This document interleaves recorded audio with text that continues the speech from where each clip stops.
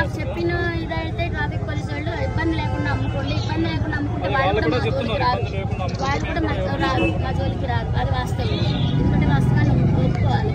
అది అటు పక్కన పెట్టుకోమని ఆల్రెడీ పబ్లిక్ కూడా నేను చెప్తున్నా, కస్టమర్స్ కూడా ఇబ్బంది అవ్వద్దు, మన వల్ల ఇంకోళ్ళు సఫర్ అవ్వద్దని కూడా ప్రతి ఒక్కరికి చెప్తాను నేను. ప్లీజ్ దయచేసి నా ఉపాధి ఇదే, మీరు ఇంతమంది సపోర్ట్ చేస్తున్నారు, నాకు ఇంతమంది ఎంకరేజ్ ఉంది, కానీ అదే ఇదిగా నాకు పబ్లిక్ ఇష్యూ కాకుండా కూడా ఇంత ఆర్డర్ ఏదో ఏదో మన rent or nothing. This is not their own property. They are not paying any rent. Simply they are coming and doing business. Then who is the responsible for the road? That's why we tell people చాలా చోట్ల road మీద ఏంటండి అంటే all of sudden గా ఇప్పుడు close చేయిస్తే correct కాదు కదా. సడన్ గా కాదండి, since long time we are saying this one. చాలా రోజులు చేస్తున్నాము. దట్టు మేము కోర్టులో ఉంది కాబట్టి మా డ్యూటీ మేము చేస్తున్నాం. ఎక్కడైతే రోడ్ అబ్జెక్ట్ చేస్తుందో మేము అక్కడ ఫైన్ వేస్తున్నాం. చూడండి, ఇదంతా పార్కింగ్, ఇదంతా రోడ్ వే. మీరు అది ఒక 100 మంది వస్తే థౌసండ్స్ ఆఫ్ మెంబర్స్ సఫర్ అవుతున్నారు ట్రాఫిక్ కి.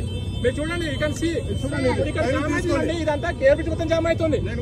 Because of this 100 people, thousands of people are suffering. Okay, that's why we are doing that one. This is not our personal issue. అందరూ చేసుకున్నారు కదా సార్, బిజినెస్ అందరూ చేసుకున్నారు.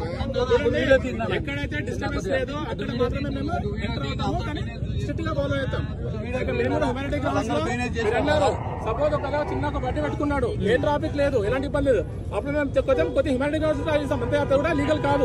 ఎవరికి ఇబ్బంది లేకపోతే ఇబ్బంది అది కూడా లీగల్ కాదు. ఇబ్బంది లేనంత వరకు కొద్దిగా మేము అంతేగాని ఎప్పుడైతే ట్రాఫిక్ జామ్ వచ్చి మీకు చూడొచ్చు, లేకపోతే ఎంత కేబుల్ జామ్ అయిపోతుంది. అందుకని మేము ఇప్పుడు ఆల్మోస్ట్ 10 people ఇక్కడ వచ్చాం. సో మా కాన్స్టిట్యూషన్ మొత్తము ట్రాఫిక్ జామ్ మీద తప్పితే వాళ్ళ పర్సనల్ మీద డిపెండ్ చేయాలి కాదు.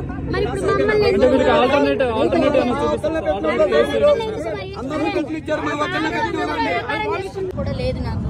దానికి మీరు మీ మీడియా వల్లే నేను పైకి వచ్చాను. మీరే ఒకసారి చెప్పండి. ఒకసారి ట్రాఫిక్ ఇక్కడ ఎవరు ఇబ్బంది పెట్టకండి, ఆల్రెడీ చెప్పాను. ఇబ్బంది పెట్టకుండా ఉంటే నాకు ట్రాఫిక్ పోలీసులు సహకరించే అవకాశం చెప్పండి.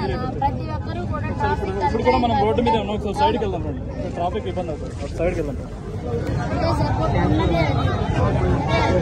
కాబట్టి ఇలానే ఉంటుంది, కానీ ఇక్కడ అందరు పర్మిషన్ ఇచ్చి మీ ఒక్కరి దాన్ని ఆపారు.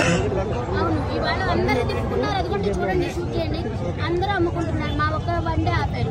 మీరు అడిగారా దేనికి మా బండి అని ఆపారని? అడిగితే ఇప్పుడు చెప్పారు కదా, మీరు చూస్తున్నారు కదా. సమాధానం చెప్తున్నారా మాకు? సమాధానం చెప్పారా మాకు?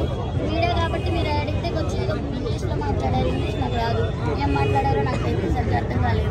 కానీ చెప్తున్నా, మరి నేను ఇక్కడ పర్మిషన్ లేదు, ఇది ఇల్లీగల్ కాబట్టి ఇక్కడ అమ్మకూడదని వాళ్ళు చెప్తున్నారు. మరి అది కరెక్టే, నేను దానికి ఒప్పుకుంటాను.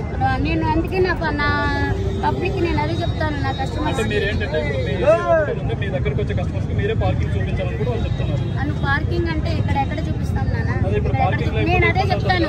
ఇక్కడ మామూలుగా మాకు చెప్పిన ఇదైతే ట్రాఫిక్ పోలీసు వాళ్ళు ఇబ్బంది లేకుండా అమ్ముకోండి, ఇబ్బంది లేకుండా అమ్ముకుంటే వాళ్ళు కూడా మా జోలికి రాదు. అది వాస్తవం, ఎందుకంటే వాస్తవాన్ని ఒప్పుకోవాలి.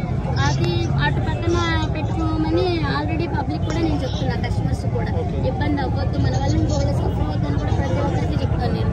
ప్లీజ్ దయచేసి నా ఉపాధి ఇదే, మీరు ఇంత